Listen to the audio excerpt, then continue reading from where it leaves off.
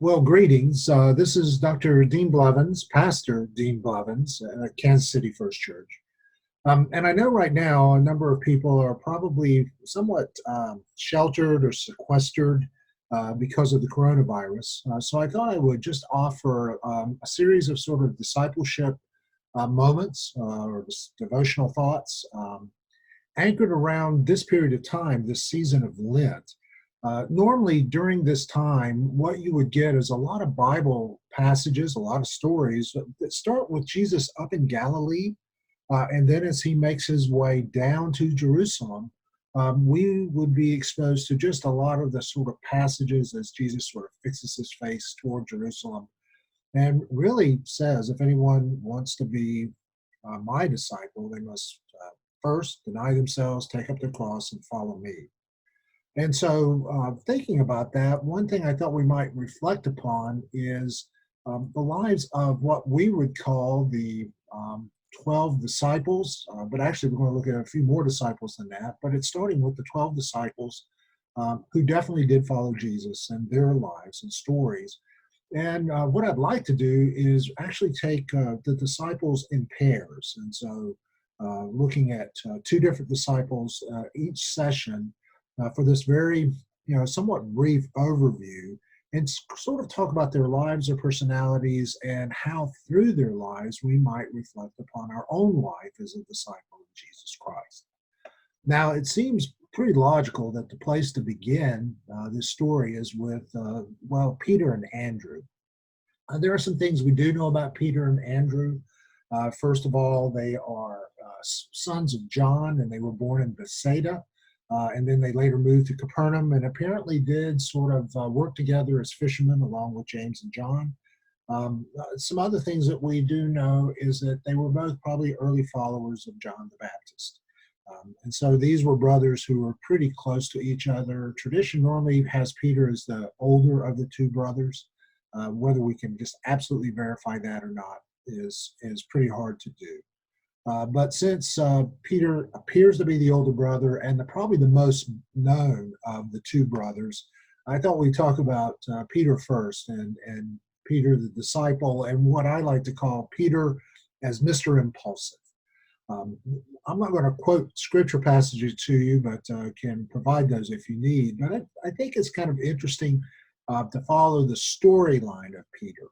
Right from the very beginning when Jesus calls them to become fishers of men. And if you remember the famous story where they're out fishing and Jesus says, cast out your nets on the other side. They've had a really bad day, not being able to catch anything. And all of a sudden their whole boat is swamped with fish.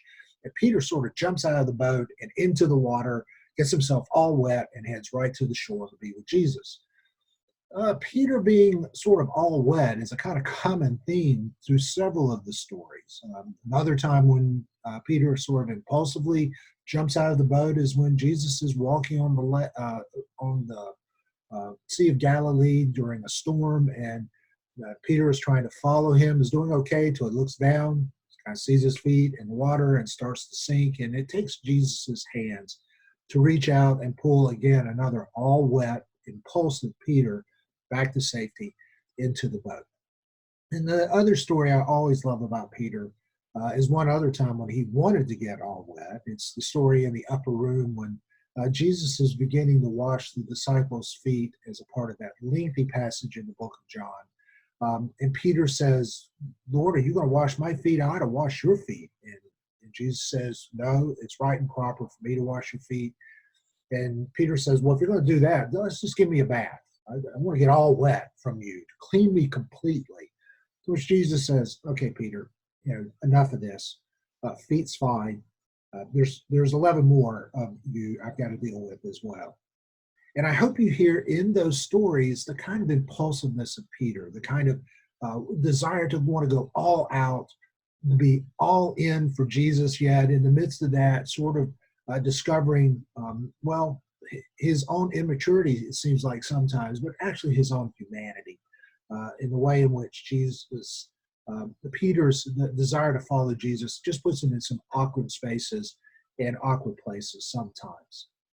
Obviously, we do know that Peter is also the one that uh, basically identified Jesus as the Messiah. If you remember the famous passage where Jesus asked the disciples, "Who do you say that I am?" And it's Peter who says that, and to which Jesus then says, "Well, blessed are you, Peter, and upon this rock," Peter's name meaning rock, so upon Peter, "I will build my church," and the famous understanding of Jesus giving the keys of the kingdom to Peter and elevating him to a very unique place. Only for Peter then, as Jesus begins to talk about his death and his crucifixion, Peter beginning to try to correct him, and Jesus having to say to the same person that he has bequested leadership, "Get thee behind me, Satan." And I don't think Peter's become Satan, but Peter's attempt to wrestle from Jesus's mission is a way in which Peter is becoming once more capitulating to a particular vision that Jesus knows is wrong. As a matter of fact, Peter also makes the claim much later that he would never deny Jesus. And as we know, particularly in the passion stories, the stories of Jesus during his time of arrest, Jesus tells Peter, "You're going to deny me 3 times." And as the story unfolds, Peter does just that. He denies Jesus 3 times and comes again to the limits of his own humanity. And it actually takes Jesus after the resurrection on the seashore, once more by the sea, probably Galilee, where he invites Peter back into the fold by asking him a threefold question: "Do you love me?" 3 times, and giving Peter the admonition, "Feed my sheep, take care of my sheep," reminding him of his true vocation, that we see Peter in both the fullness of his humanity and in really the full light of what Jesus can see in Peter. So Peter may be the most live out loud, living large, impulsive disciple that we have of the 12 disciples. But I think we should also remember Andrew. Andrew is really an important person. Andrew was also a follower of John the Baptist, and it was Andrew and his witness that actually invited Peter to see Jesus for the first time. It was the younger brother who went to the older brother and says, "You've got to hear and see this amazing man." And it was Andrew then who invites Peter into this relationship with Jesus Christ. As a matter of fact, we know when you look at both of these brothers that both of them were outstanding leaders. Peter, we know, did indeed assume that leadership in the book of Acts, and later, according to tradition, was crucified in Rome upside down, a martyr's death. But actually, we also know that Andrew was also a passionate preacher. He would continue to share the gospel with boldness, and later himself would face a martyr's death. And we know this through the early church historian writers like Eusebius, who was one of the first church historians in the very, very early part of the early church. But we also knew this through other forms and traditions. And so both Peter and Andrew became exceptional leaders as a part of their journey. I don't know about you, but as I sort of exit these two stories and think about the disciples, I have to ask myself, where am I in these narratives?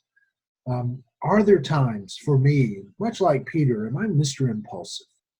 Have there been moments in my life when I tried so hard to follow Jesus in my own power and strength, my own humanness, and need Jesus's guidance and his empowerment and his forgiveness so that I can be the person that maybe I don't even see in myself, but I know Jesus has seen in me? Can I hear Jesus's words of correction at times and words of affirmation and really words that remind me of who I am sometimes in spite of myself, like Peter? But I also think about Andrew, and I have to be honest, I think Andrew pretty seriously in this conversation.